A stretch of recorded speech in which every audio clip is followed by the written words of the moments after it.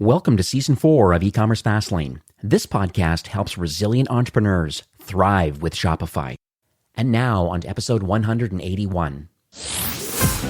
You're listening to E-commerce Fastlane, the podcast show to help you build, manage, grow, and scale a successful and thriving company, powered by Shopify. Listen to real conversations with partners and subject matter experts as they share proven practical strategies, platforms, and the best Shopify apps to help you accelerate your business. The time is now for you to improve efficiencies, grow revenue, profit, and lifetime customer loyalty. Please welcome your host, startup founder, and strategic advisor, Steve Hutt.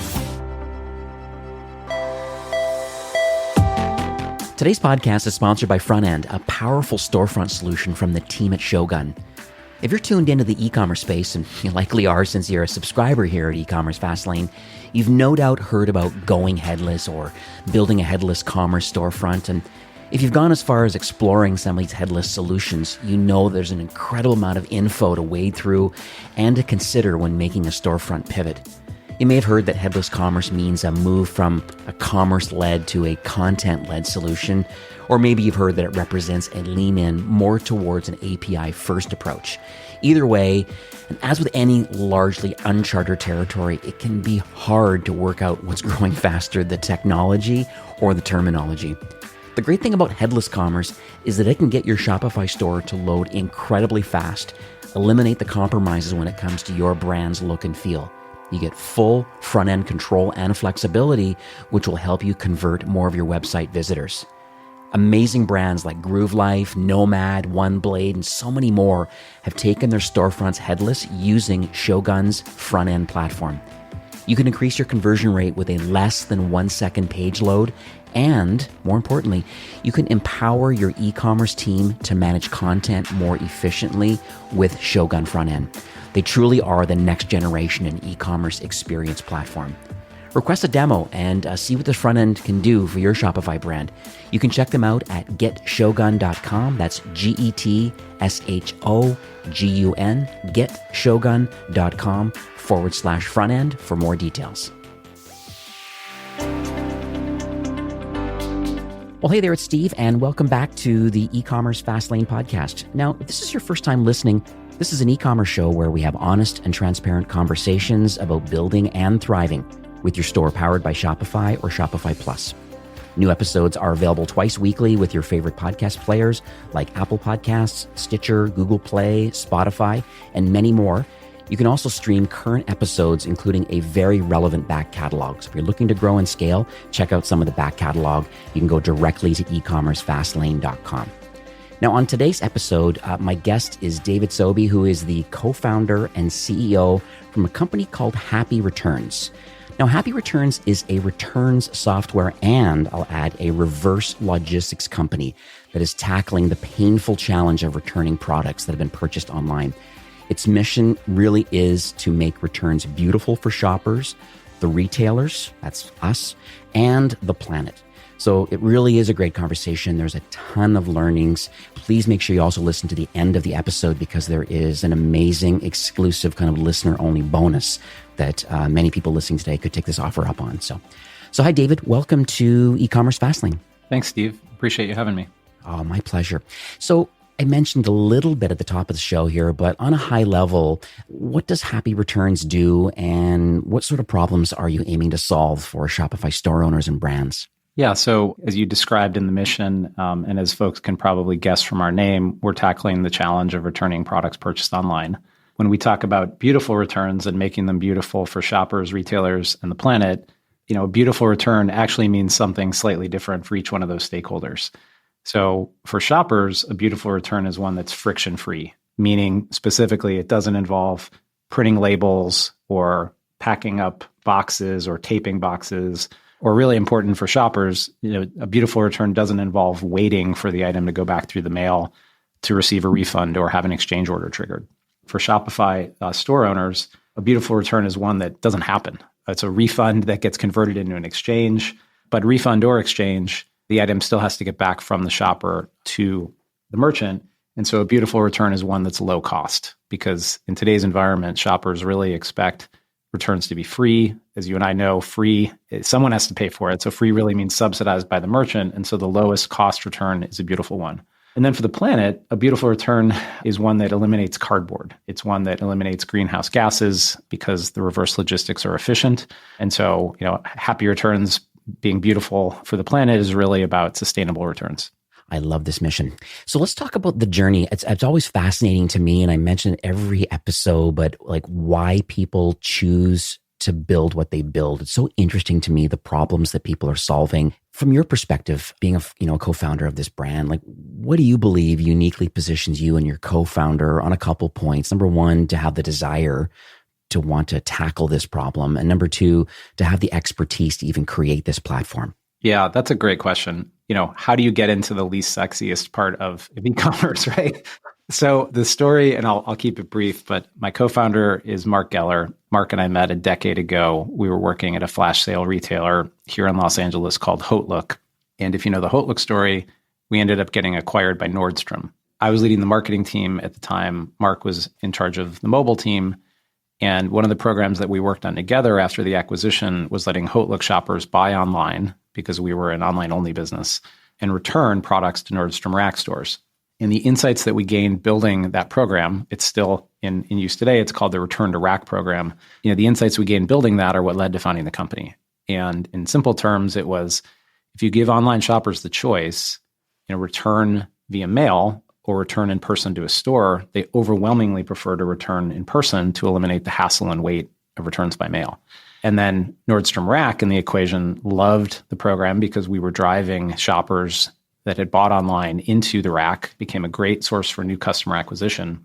I had left the company. Mark and I were having lunch because we were just friends, and he was telling me about the success of the program. And he said, "Hey, we're going to drive 2 million visits into Nordstrom Rack stores, and customers love returning this way, and they actually will choose to buy on Hotlook rather than some of our competitors because of this program." And that was really the light bulb moment for us, as we thought, wow, who knew, right? Who knew that this was such a friction point? And when we went out to raise money, for the business initially, we said, we're just going to replicate this case study. We're going to build buy online, return to store for retailers without stores, recognizing that there are going to be a lot more Hotlooks in the world, meaning digital natives or folks that don't have a store network and that don't have the luxury of a parent company like Nordstrom. And so that was really the mission when we started.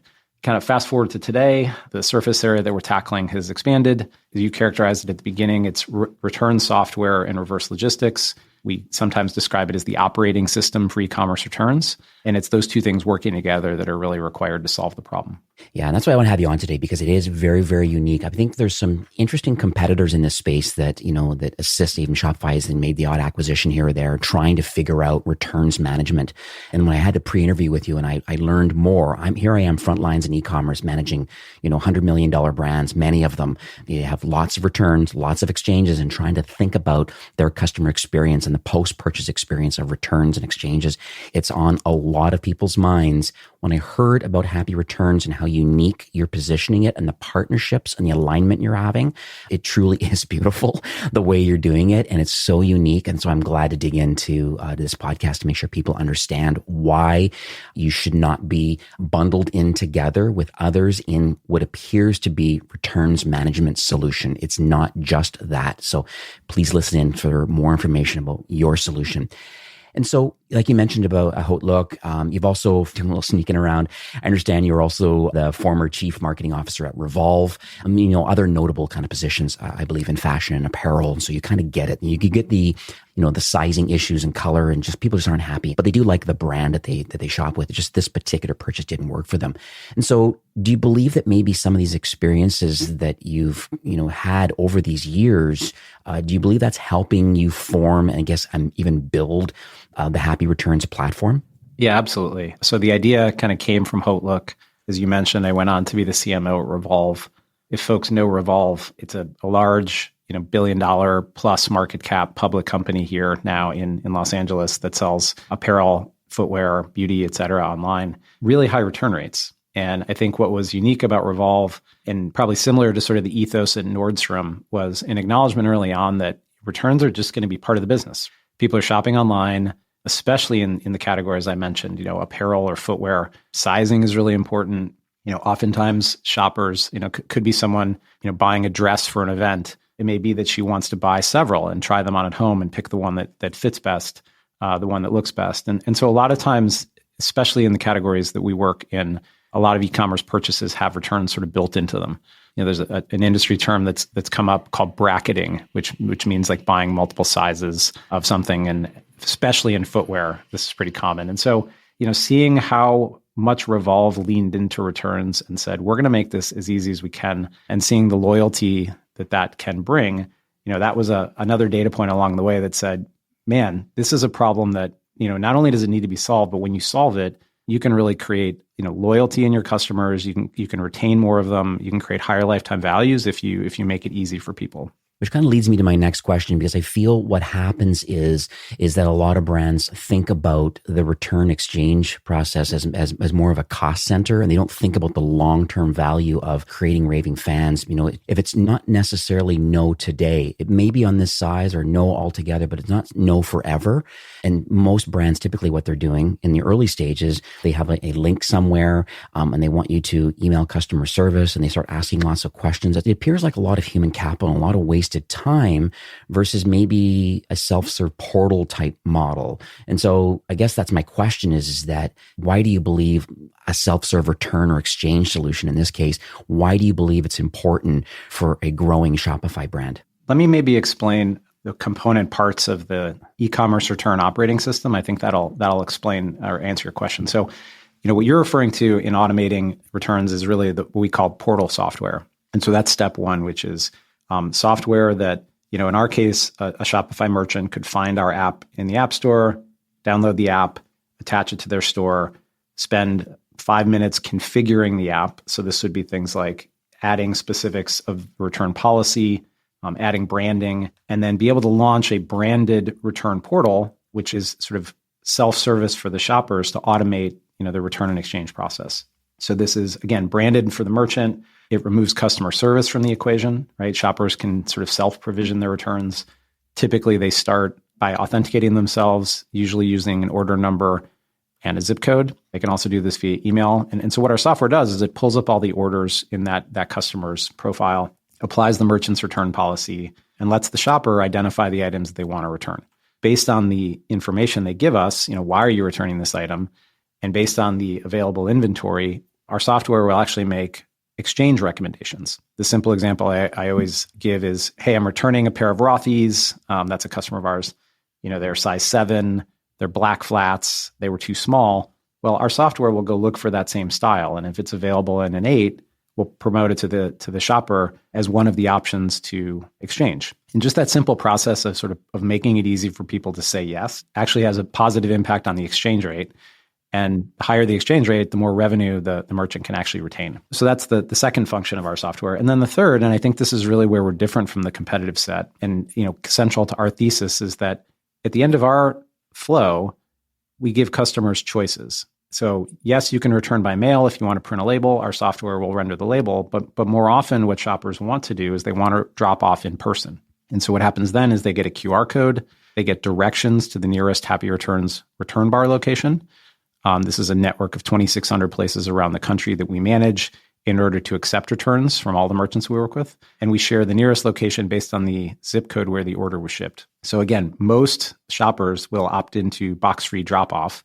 This is sort of similar to if you've bought anything on Amazon recently, you can typically return an Amazon purchase to Kohl's or to Whole Foods. So in this example, you get the QR code, you're returning it to Happy Returns. And in the 2,600 locations are in all kinds of different retail establishments, so places like Paper Source or Cost Plus World Market or Bed Bath & Beyond, or we have a partnership with Simon Malls. We're with the Mall Concierge. We recently, end of last year, announced a partnership with FedEx Office. And so, 2,600 locations around the country where you can take that QR code. You don't need to print anything. You don't need to box anything. You don't need to wrestle with packing tape. We joke that tape is a 4-letter word. You simply show up with your item and your QR code and say, hey, I'm here to do a happy return. From a shopper perspective, they love the friction-free element. They love not having to wait, because when the item gets checked in at the drop-off location, that's what triggers the refund, or that's what triggers the exchange order from the merchant.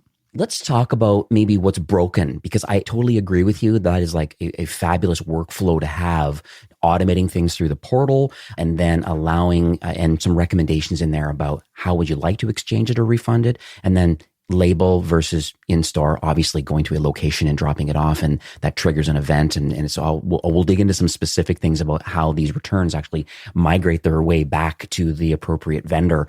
What do you believe is broken right now in the post-purchase returns workflow? That's a great question. So for shoppers, it's really the friction, right? No one wants to print anything. I saw a great tweet the other day that said, anyone under the age of 35, like, stop expecting us to print things. And in a COVID world where people are working from home, for a lot of folks, the printer was at the office. And now if you're working from home, if the merchant and the return provider is asking you to print a label, that's a hard thing to overcome. On the shopper side, it's the printing, it's the boxing, the taping. Very importantly, it's the waiting to get your money back. And so we solve that. On the merchant side, and I think this is probably most relevant for listeners today, it's really about the cost. Refund or exchange the item has to get back.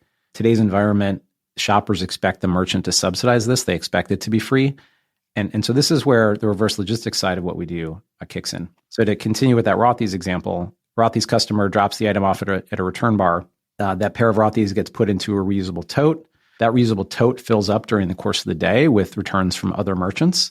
So it could be a dress from Revolve. It could be a sweater from Draper James. It could be a pair of board shorts from Outerknown. They all go into the same reusable tote, because every merchant is now getting the benefit of aggregation. It's far cheaper to ship one 20-pound box full of returns than it is to ship 20 1-pound boxes.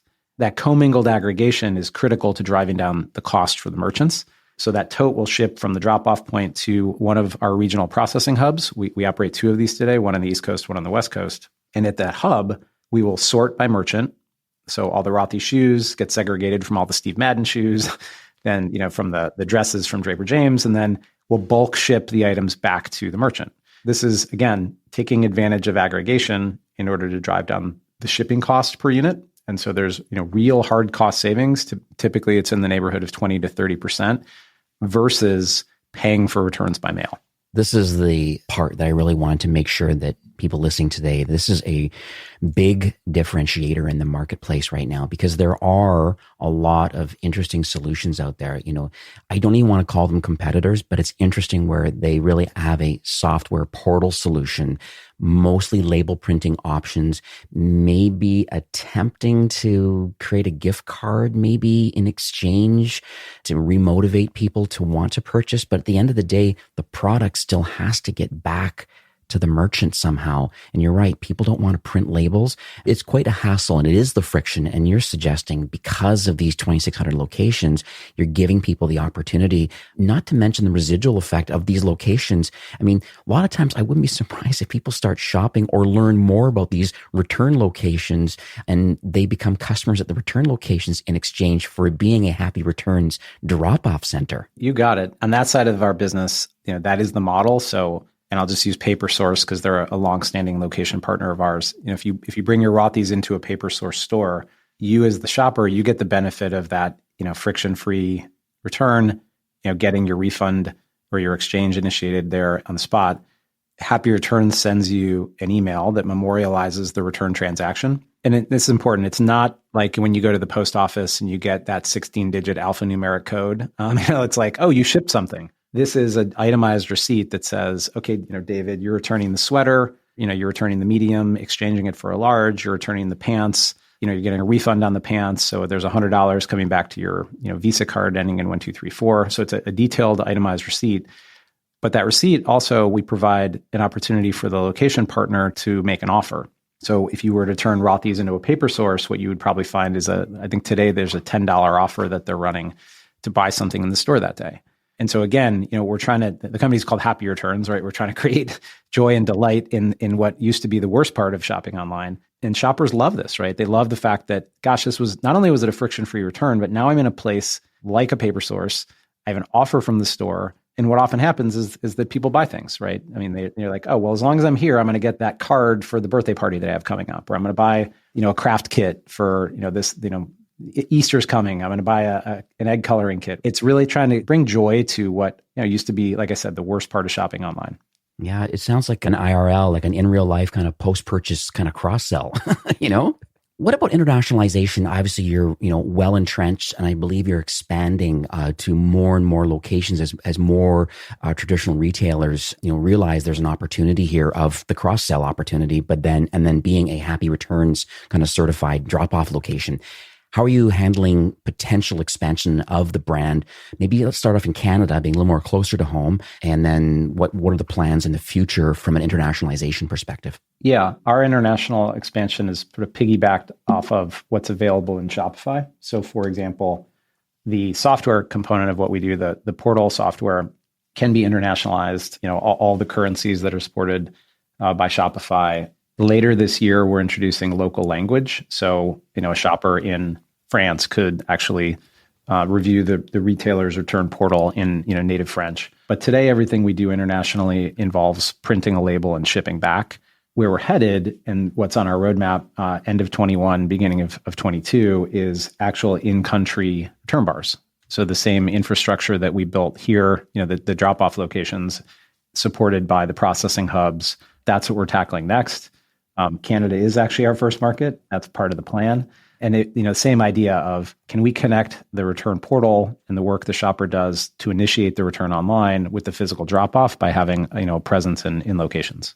Yeah, and there's a lot of significant retailers all around in Canada that maybe are Canadian specific. So it's interesting to see, hopefully, that those kind of negotiations are open now. And it's nice you've set a precedent too, obviously with 2,600 locations and FedEx and other locations that have made the choice to use you. So you have a case study that's going to probably make the incentive or the offer easier when you start communicating with the powers to be in Canada and the retail locations that are close to Canadian consumers. Exactly. And that's the idea, is that we can, what we have sort of built over the past 5.5 years here, every one of those relationships to get to the network we have, our hope when we enter Canada is that we'll be able to strike one partnership and have, a network that can serve the whole population and use what we've done in the US as a case study.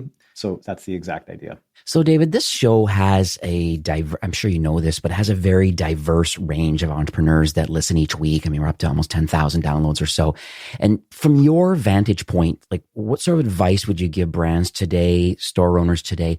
These brands are really eager to grow and scale. I know scale is something different maybe than the growth part of a business, but I'm just curious from your perspective, because you see a lot of success. I mean, even going to the App Store, I see Mac Weldon and Andy Swimwear and Rothy's, Untuckit, Draper James. I mean, there's a whole bunch of pretty signature Shopify Plus brands that see value in your solution.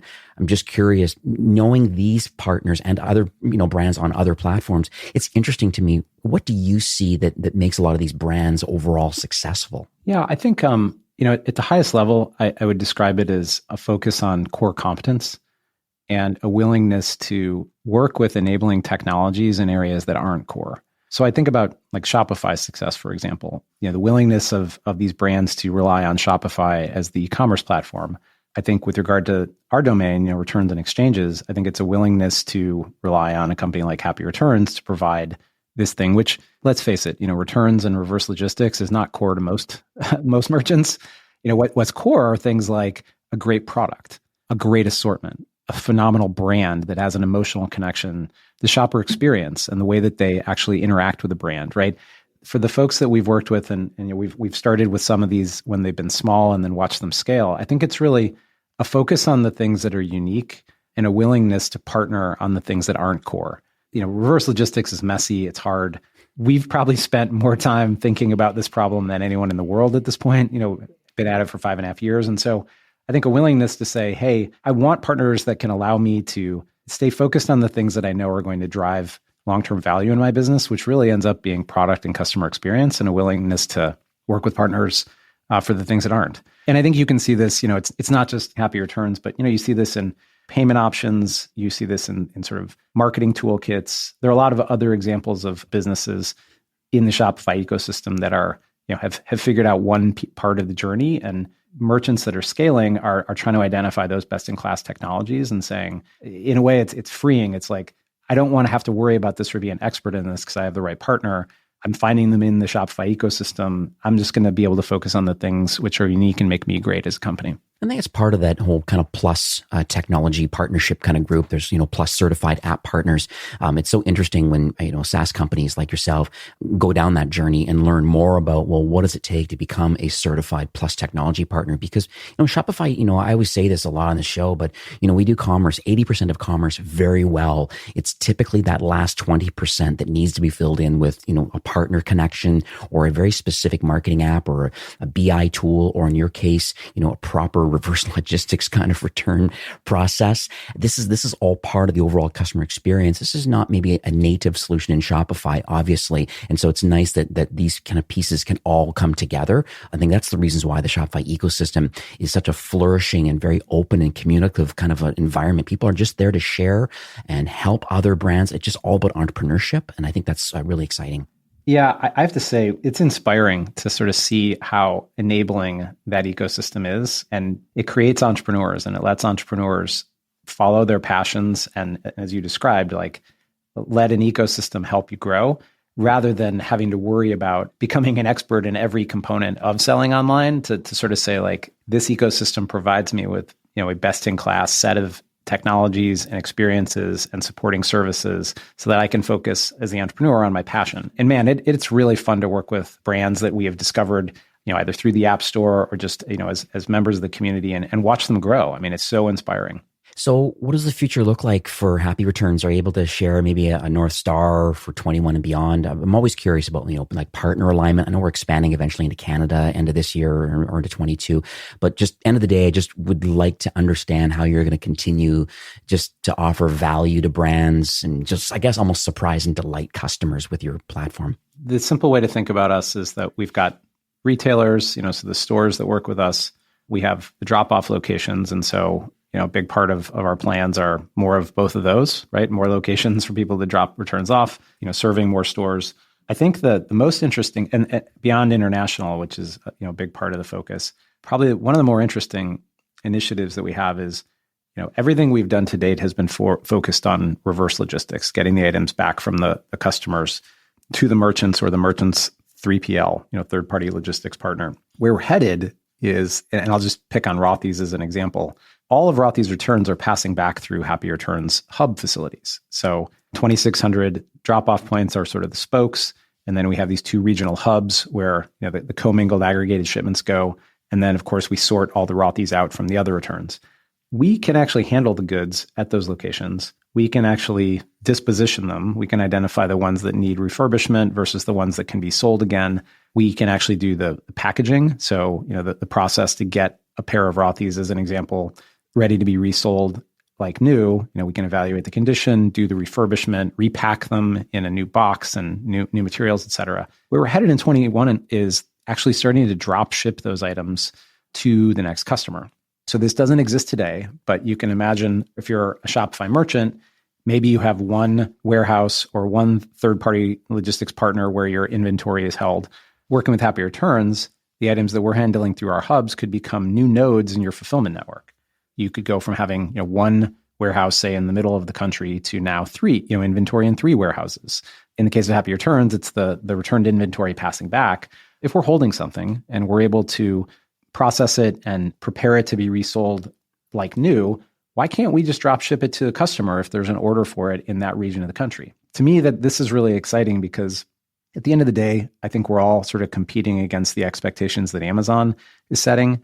And Amazon has set a pretty clear expectation for shoppers that items get delivered fast. I mean, the way they do that is not by shipping things really fast. It's by having inventory all over the country. And it's really hard to compete with that if you're a small brand. And maybe you don't have the capital to invest in having lots of inventory everywhere. Your returns can start to become part of that solution. And I think we're a company probably uniquely positioned to start delivering on this idea of use your returns as part of your fulfillment rather than just this cost center. You're trying to get these items back, but if we're holding something and it's ready to be resold as new and there's demand for it in part of the country, why don't we just drop ship it to the next customer? So that was a long-winded explanation. I hope it made sense. Yeah, it definitely resonates with me because I was managing a brand a year or so ago, LA fashion brand.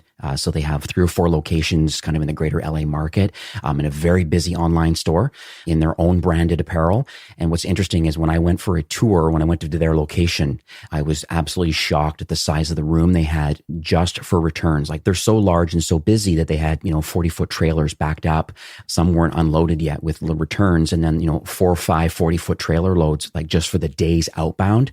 And so it was a pretty significant operation, kind of what they were doing. I could tell from the owner's conversations I've had with him is that it is a real massive pain managing returns. It's a necessary part of the business. He said like refurbishing and repackaging, and there's, now there's COVID things and there's lots of craziness. And then, some people wear things one time only and ship it back. And how do you note that in the customer record somehow in Shopify that maybe this is a habitual returner? There's lots of things to think about. And I know that particular part of his business was very stressful for him. And I saw the amount of people that are in that area, from steamers to different things. And this is their own product. You're suggesting that maybe at some point in the future, Happy Returns will be able to, maybe handle some of the Rothy's returns, exchanges, and then actually like reship the product refurbished and perfect in the Rothy standard because it came back perfect. I'm looking at it from the brand's perspective, where they are themselves the warehouse and they are accepting their returns back. It sounds like a solution like yours might be more interesting for them because it alleviates, I guess, some of the workload, the human capital of having to manage a full returns department, but then somehow thinking about the sync of if it's in a returns location owned and managed by Happy Returns, it's the real-time sync back to Shopify as part of their 3PL, or how they can push the order out knowing the inventory is now increased because we've just fixed one product or repackaged it. I'm sure you're thinking about these sort of things, but this is what's been on my mind recently too. Trying to come up with a more efficient movement of goods, trying to think about, fewer touches, trying to think about it all through the lens of customer experience and sort of speed of delivery. And logistics is a set of nodes in a network, and how can we use those nodes more efficiently is the big idea that we're trying to solve. Love it. So how can people learn more about Happy Returns? Great question. So obviously there's our website, which is happyreturns.com. There's a resources section of our website that has lots of great case studies, including some of the brands that we mentioned today. So there's a great case study about Draper James. There's one about Rothy's. There's one about Cuts Clothing, which is a brand we work with. There's all kinds of good customer testimonials and customer stories that hopefully for listeners, they may be able to find a brand, a store that sort of is similar to their business and hear about the experience that those folks are having. I would direct folks to the resources page of our website to learn more. Obviously, there's a solutions section that details information about the return portal, about the Return Bar network, that this is the drop-off network, and about reverse logistics. But that's a really good place to start. And there's a Shopify app. You can go to the App Store and just type in Happy Returns. You can locate that and install that, and that's interesting. Could I just give a quick pitch for that? So we spent a lot of time working on the presentation, a lot of time working on our video. So would love for folks to watch the video that's attached to our listing in the App Store. I think it does a really good job in less than 2 minutes explaining kind of what we do and how it works and the controls that we provide to merchants to really make it their own, to be able to customize, as I talked about earlier, the branding, the policy, et cetera. There's a fair amount of complexity in this process that we've really made simple. It is easy to get started. And I think, the listing and the video and the Shopify app marketplace are a great place to kind of be introduced.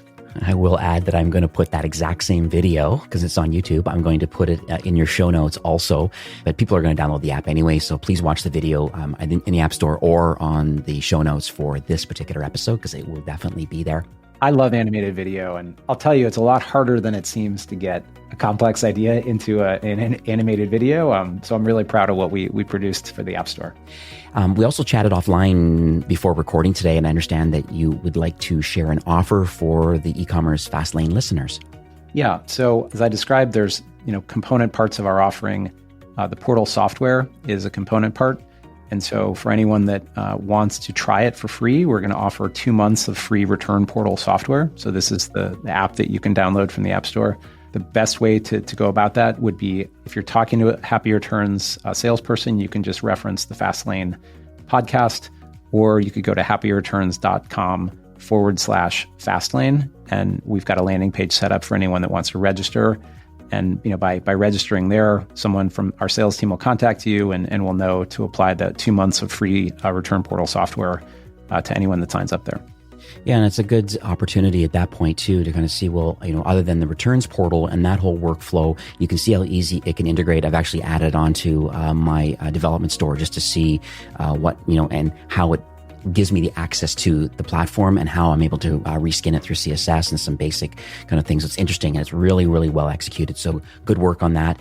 I just wanted to thank you. And number one, for that offer. I think that 60 days is fantastic. And it's a great starting point for those that are maybe manually doing returns and or are not happy with the return experience. If you're in the mid-market to enterprise brand and you see, some of your peers, the Mac Weldons and Rothys and Draper James of the world that have made the choice to use the full solution and having people go to these Dropbox locations and things to do these exchanges, then I think talking to the Happy Returns team is certainly should be on your radar.